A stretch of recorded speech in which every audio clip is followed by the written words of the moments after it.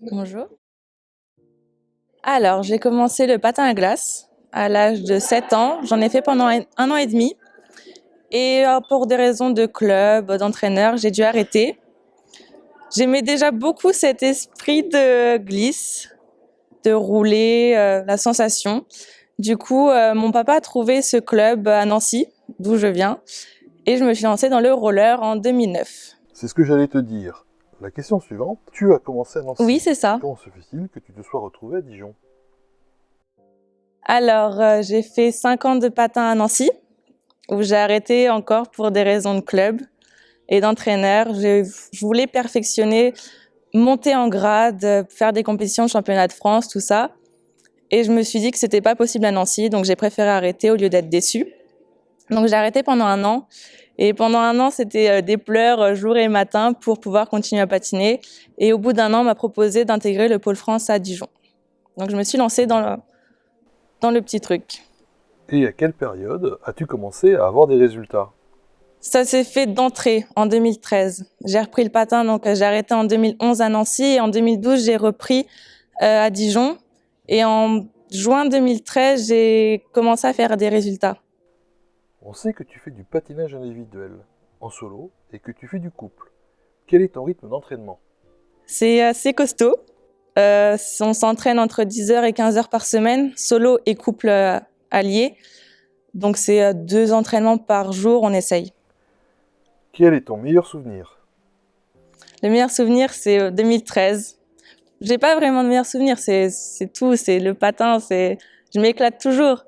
Mais 2013, mon premier titre de championne de France. Je m'en souviendrai toute ma vie, mon papa pleurait, qui me prend dans ses bras, et le premier championnat du monde. Des sensations, waouh. Et ton pire? J'en ai pas, non. Donc, le patinage n'est pas très connu, très médiatisé. As-tu des idées pour améliorer ça?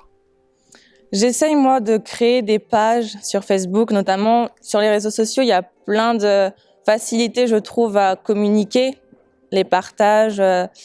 Je pense que ça peut faire évoluer d'entrée, faire des démonstrations dans un peu toute la France. C'est pour ça, d'ailleurs, que j'aime bien partager mon sport, montrer un peu partout des photos, des vidéos, partout où je vais. Quand je prends le bus, qu'on me dit « Oh, bah, tu fais quoi comme sport ?» Non, mais je connais pas.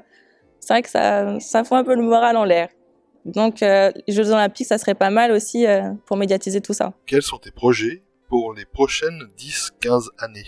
Continuer le patin pendant 10-15 ans, faire ma vie aussi perso à côté. C'est normal, à 18 ans, j'aimerais bien faire mes études, mon métier que je souhaite. As-tu un conseil pour les jeunes patineurs qui veulent avoir ton palmarès? Ne pas hésiter, s'entraîner, ne pas avoir peur de faire des choix. Il y aura des échecs, ça c'est sûr, mais se relever, toujours. Est-ce que tu continues la danse en solo cette année? Oui. Ah oui, ça c'est catégorique, c'est oui. J'allie toujours les deux.